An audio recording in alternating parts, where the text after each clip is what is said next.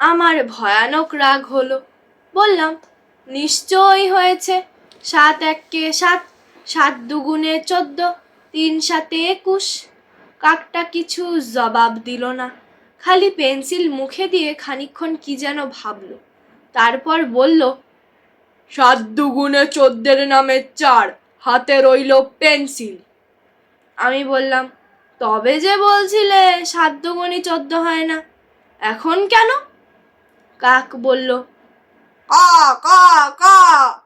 তুমি যখন বলেছিলে তখনও পুরো 14 হয়নি, তখন ছিল 13 টাকা 14 আনা 3 পাই। আমি যদি ঠিক সময় বুঝে ধা করে 14 লিখে না ফেলতাম, তাহলে এতক্ষণে হয়ে যেত 14 টাকা 1 আনা 9 পাই। আমি বললাম, এমন আনাড়ি কথা তো কখনো শুনিনি।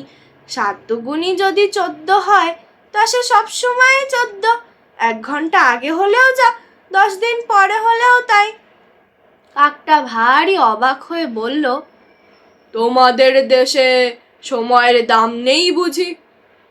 আমি বললাম, সময়ের দাম কিরকম? কাক বলল, এখানে কদিন থাকতে তাহলে বুঝতে। আমাদের বাজারে সময় এখন ভয়ানক মাগ্গি। এতটুকু বাজে খরচ করবার জো নেই। এই তো কদিন খেটে খুঁটে চুরিচামারি করে খানিকটা সময় জমিয়েছিলাম, তাও তোমার সঙ্গে তর্ক করতে অর্ধেক খরচ হয়ে গেল। বলে সে আবার হিসেব করতে লাগলো। আমি অপ্রস্তুত হয়ে বসে রইলাম। এমন সময় হঠাৎ গাছের একটা ফোকর থেকে কি যেন একটা সুরুত করে পিছলিয়ে মাটিতে নামলো। চেয়ে দেখি 1.5 হাত লম্বা এক বুড়ো, তার পা পর্যন্ত সবুজ রঙের দাড়ি, হাতে একটা হুকো, তাতে কলকে টলকে কিচ্ছু নেই, আর মাথা ভরা টাক। টাকের উপর খড়ি দিয়ে কে যেন কি সব লিখেছে। বুড়ো এসেই খুব ব্যস্ত হয়ে হুকোতে 2-1 টান দিয়েই জিজ্ঞাসা করলো, কই হিসেবটা হলো? কাক খানিক এদিক ওদিক তাকিয়ে বলল, এই হলো বলে। বুড়ো বলল, কি আশ্চর্য, 19 দিন পার হয়ে গেল, এখনো হিসেবটা হয়ে উঠল না। কাক 2-4 মিনিট খুব গম্ভীর হয়ে পেন্সিল চুষলো, তারপর জিজ্ঞাসা করলো, কতদিন বললে? বুড়ো বলল, 19। কাক অমনি গলা উঁচিয়ে হেঁকে বলল, লাগ লাগ লাগ 20। বুড়ো বলল, 21। কাক বলল, 22। বুড়ো বলল, 23। ঠিক যেন নিলেম ডাকছে। ডাকতে ডাকতে কাক হঠাৎ আমার দিকে তাকিয়ে বলল, তুমি ডাকছো না যে? আমি বললাম, খামখা ডাকতে যাব কেন? বুড়ো এতক্ষণ আমায় দেখেনি। হঠাৎ আমার আওয়াজ শুনেই সে বন বন করে 8-10 পাক ঘুরে আমার দিকে ফিরে দাঁড়ালো। তারপর হুকো দিয়ে দূরবীনের মতো করে চোখের সামনে ধরে অনেকক্ষণ আমার দিকে তাকিয়ে রইল। তারপর পকেট থেকে কয়েকখানা রঙিন কাঁচ বের করে তাই দিয়ে আমায় বারবার দেখতে লাগলো। তারপর কোত্থেকে একটা পুরানো দর্জির ফিতে এনে সে আমার মাপ নিতে শুরু করলো, আর হাঁকতে লাগলো, হারাই 26 ইঞ্চি, হাতা 26 ইঞ্চি, আস্তিন 26 ইঞ্চি, ছাতি 26 ইঞ্চি, গলা 26 ইঞ্চি। আমি ভয়ানক আপত্তি করে বললাম, এ হতেই পারে না, বুকের মাপও 26 ইঞ্চি, গলাও 26 ইঞ্চি, আমি কি শুয়োর? বুড়ো বলল, বিশ্বাস না হয় দেখো। দেখলাম ফিতের লেখা টেখা সব উঠে গিয়েছে, খালি 26 লেখাটা একটু পড়া যাচ্ছে। তাই বুড়ো যা কিছু মাপে সবই 26 ইঞ্চি হয়ে যায়। তারপর বুড়ো জিজ্ঞাসা করলো, ওজন কত? আমি বললাম, জানি না। বুড়ো তার দুটো আঙুল দিয়ে আমায় একটুখানি টিপে টিপে বলল, 2.5 আমি বললাম, সে কি, পটলার ওজনই তো 21। সে আমার চাইতে 1.5 বছরের ছোট। কাকটা অমনি তাড়াতাড়ি বলে উঠল, সে তোমাদের হিসেব অন্যরকম। বুড়ো বলল, তাহলে লিখে নাও, ওজন 2.5, বয়স 37। আমি বললাম, ধুত, আমার বয়স হলো 8 বছর 3 মাস, বলে কিনা 37। বুড়ো খানিকক্ষণ কি যেন ভেবে জিজ্ঞাসা করলো, বাড়তি না কমতি? আমি বললাম, সে আবার কি?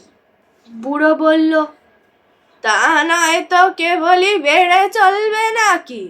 তাহলেই তো গেছি, কোন দিন দেখবো বয়স বাড়তে বাড়তে একেবারে 60, 70, 80 বছর পার হয়ে গেছে।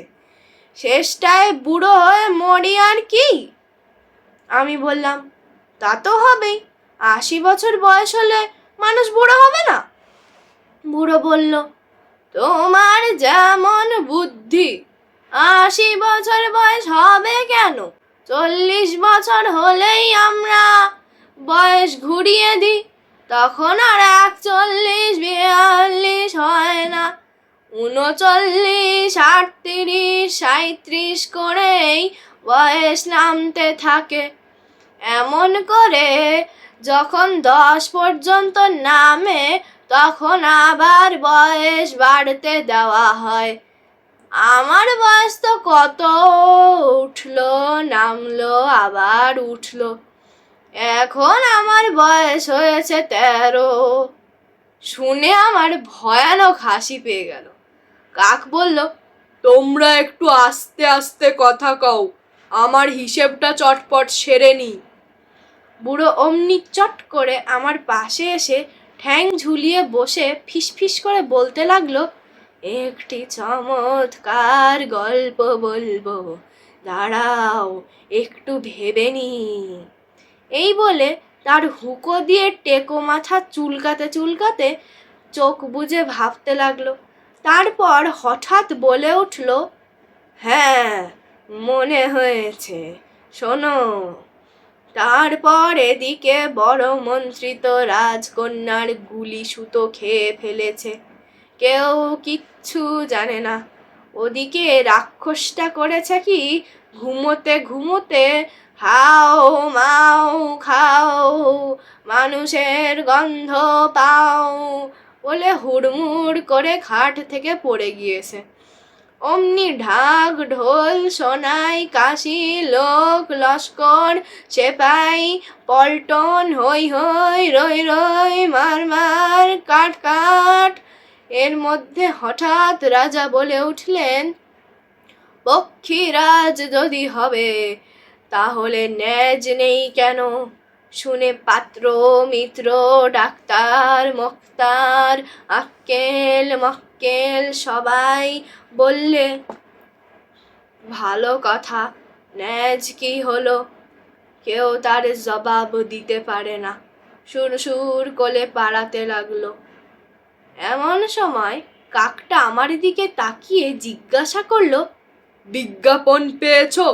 হ্যান্ডবিল? আমি বললাম, কই না, কিসের বিজ্ঞাপন? বলতেই কাকটা একটা কাগজের বান্ডিল থেকে একখানা ছাপানো কাগজ বের করে আমার হাতে দিল। আমি পড়ে দেখলাম তাতে লেখা রয়েছে, শ্রী শ্রী ভূষণ্ডী কাগায় নমো, শ্রী কাকেশ্বর কুচকুচে, 41 নং গেছো বাজার, কাগিয়াপটি। আমরা হিসাবি ও বেহিসাবি, খুচরা ও পাইকারি সকল প্রকার গণনার কার্য বৈজ্ঞানিক প্রক্রিয়ায় সম্পন্ন করিয়া থাকি। মূল্য 1 ইঞ্চি 1 টাকা 1 আনা, চিলড্রেন হাফ প্রাইস, অর্থাৎ শিশুদের অর্থমূল্য। আপনার জুতার মাপ, গায়ের রং, কান কটকট করে কিনা, জীবিত কি মৃত ইত্যাদি আবশ্যকীয় বিবরণ পাঠাইলেই ফেরত ডাকে ক্যাটালগ পাঠাইয়া থাকি। সাবধান সাবধান সাবধান। আমরা সনাতন বায়সবংশীয় দাড়ি কুলীন অর্থাৎ দাঁড় কাক। আজকাল নানা শ্রেণীর পাতি কাক, হেড়ে কাক, রাম কাক প্রভৃতি নিচ শ্রেণীর কাকেরাও অর্থলোভে নানা রকম ব্যবসা চালাইতেছে। সাবধান, তাহাদের বিজ্ঞাপনের চটক দেখিয়া প্রতারিত হইবেন না। কাক বলল, কেমন হয়েছে? আমি বললাম, সবটা তো ভালো করে বোঝা গেল না। কাক গম্ভীর হয়ে বলল, হ্যাঁ, ভারী শক্ত, সকলে বুঝতে পারে না। একবার এক খদ্দের ছিল, তার ছিল টেকো মাথা।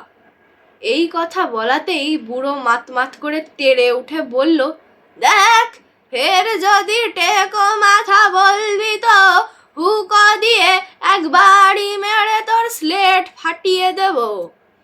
কাক একটু থতমত খেয়ে কি যেন ভাবলো, তারপর বলল, টেকো নয়, টেপো মাথা, যে মাথা টিপে টিপে টোল হয়ে গিয়েছে। বুড়ো তাতেও ঠান্ডা হলো না, বসে বসে গজগজ করতে লাগলো। তাই দেখে কাক বলল, হিসেবটা দেখবে নাকি? বুড়ো একটু নরম হয়ে বলল, হয়ে গেছে, কই দেখি। কাক অমনি, এই দেখো বলে তার স্লেটখানা টাকাস করে বুড়োর টাকের উপর ফেলে দিল।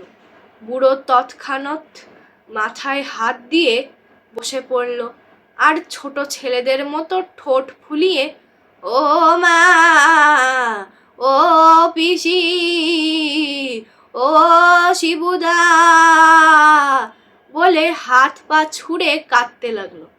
কাকটা খানিকক্ষণ অবাক হয়ে তাকিয়ে বলল, লাগলো নাকি? 60। বুড়ো অমনি কান্না থামিয়ে বলল, 61, 62, 64। কাক বলল, 65।